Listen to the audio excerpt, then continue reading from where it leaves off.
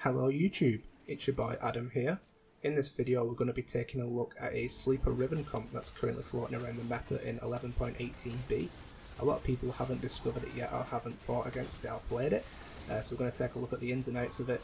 I've played this comp myself a couple of times and got a couple of wins and a couple of top 4, so it is really strong in the meta at the moment if you know how to play it. So let's take a look into it. So in this video we're going to be looking at multiple different things around the comp. We're going to be taking a look at the build, the itemization, the early game, the mid game, the late game, and the positioning. So let's get into the build. So on screen now is a look at the final comp at level 8. This is what it's going to look like depending on how you want to position it. So we've got 3 Ironclad, 3 Sentinel, 3 Skirms, 2 Knights, 2 Dawnbringers, and 2 Legionnaires. At level 8 you can choose to add Rel, or you can have an RIVEN or a Soraka for a newer, depending on if you're going for a Khan 3 and you want to keep them alive to keep your team alive. The idea of the comp is to stack out Riven with items, which we're going to take a look at in a moment, and what items to use, and you just literally mow through the teams with your sustain. So your core units in this comp are obviously going to be Riven. You've also got Jax as a secondary carry for any spur items that Riven can't hold, any attack damage, bloodthirsters, things like that. You can also stick a Thieves' Gloves on Nidalee for the extra dodge chance. Any healing items like Redemption or even Radiant Redemption is really good on Rakan, keeps your team alive for so long, and obviously tank items going to Galio for your front line. So the best in slot items for Riven are Bloodthirster, Bramble Vest, and Runans. Radiant Runans is really good on Riven. I've used this myself a few times and it's worked really well. The idea of this comp is at the moment in the meta there is still a lot of assassins and a lot of Lucian players and a lot of people running Infinity Edge and crit chance. With a Bramble Vest that negates everything, allowing Riven to literally just face tank everything and just mow through the team, healing with the Bloodthirster and killing extra units with the Runans. So that's the whole point of the comp, and it works really well at the moment. Like I said, with all the Infinity Edges, they don't stand a chance. So if you are going to try and run this comp in your normals or in your ranked games, I recommend starting with a Chain Vest opener. It can be difficult to find 2, so if you start with 1, you can always get the other one from your minion rounds, or maybe pick it up on the first carousel.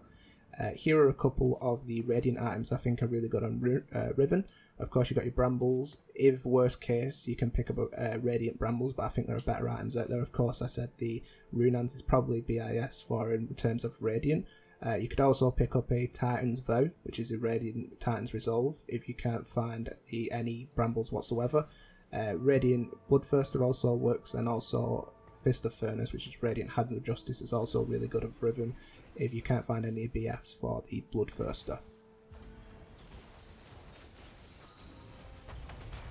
So this is the ideal comp you want to be starting the game with. So you've got the Skirmishers and Sentinels. This is probably the best and easiest way to pivot into the Riven comp, because obviously you're going to be keeping the Skirmishers and the Sentinels throughout your game.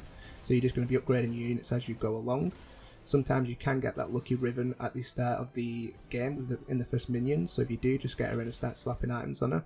I have pivoted to this comp from multiple different things. I've been playing Abomination, Spellweaver, and somehow managed to pivot into Riven and got a first, which is the gameplay that you can see on screen now. I did originally start with Spellweaver, Ziggs, and Abomination. Somehow ended up playing Riven. I managed to win the game, so yeah, it's really easy to pivot into. So this is a look at your mid-game board. You're just picking up the stronger Sentinel and Skirmisher units as you go along, obviously picking up Rivens when you do find her. Ideally you do want to go for Riven free, so any units of Riven you see, pick them up. Aurelia is going to be your solo frontline. Put any tank items onto her. You can remove them later if you do find one and put them onto Galio, because Aurelia is staying in the comp for the final comp. If you do find an early Galio, you can switch out Senna for him, and if you find an early Jax, you can drop the Olaf. Ideally you want to be running a Dawnbringer at all times, so Nidalee is really good, she's also a Skirmisher, just so that Riven doesn't get one shot.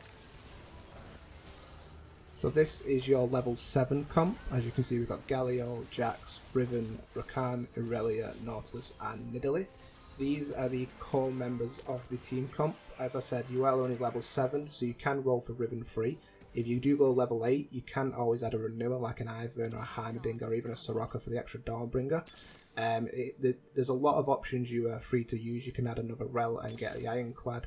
You can go 9 and add 2 more Knights. There's a lot of different variations and options you've got, so just play what's best for the comp. So in the gameplay that you're watching now, obviously this is the comp that won me the game. I decided to go 6 Sentinels with 3 Skirms, so I managed to get a free Fawn from the chickens, so I was level 9 at level 8 obviously. Picked up a Sentinel spat and decided to go 6 Sentinel and give it a try. It's actually really strong with the shield, keeping everyone alive with your extra sustain. So this is what I mean about the different types of comps that you can go. You can have the Knights, you can have the Sentinels. I was originally running Ironclads, but decided to remove that to go with this. There's lots of different ways you can play this. You've just got to play on what's best suited for your lobby. So if you are playing the generic level 8 comp with the Ironclad, this is what your comp's going to look like. In terms of positioning, you're going to want Nautilus in one corner and Rel in the other. Nautilus is there for Assassin Bay, allowing Jax and Riven to move up freely to the left. Galio is going to be tanking everything at the front, so all of the enemy frontline is going to surround him, allowing Riven and Jax to slowly make their way up to the left or the right, depending on where the carries are. So if you have like a Vel'Koz in the left corner, then you want Jax and Riven on the left to make their way up that way. You want to have Rel positioned in the bottom right, opposite your Riven and your Jax. So if an assassin does jump to her, Riven and Jax are going to be the furthest away units, meaning they always get the shield. Aurelia is going to be on the right to the Galio, so as soon as the Galio dies, they're either going to start hitting the Rel or the Aurelia next, which means Jax and Riven get more time to kill and more units. Rakan wants to be directly behind Galio, so Rakan's going to walk up and then he's going to heal Galio with his ult and a redemption if you've got one on him, meaning that your front line's going to survive for even longer, meaning that Riven and Jax can go to Pound Town. So that comes to the end of the video. Have a go and have a play with this in your normals and your ranked, see how you get on and let me know in the comments below. Make sure to leave a like and subscribe for more TFT content. I upload multiple times a week. This comp is fairly new to the meta. I've not seen a lot of people playing it, so you could play it now. It is, like I say, it's a strong top 4 contender, played properly and got good items, so give it a go and let me know. Hope you enjoyed the video. Enjoy the rest of your day. Peace!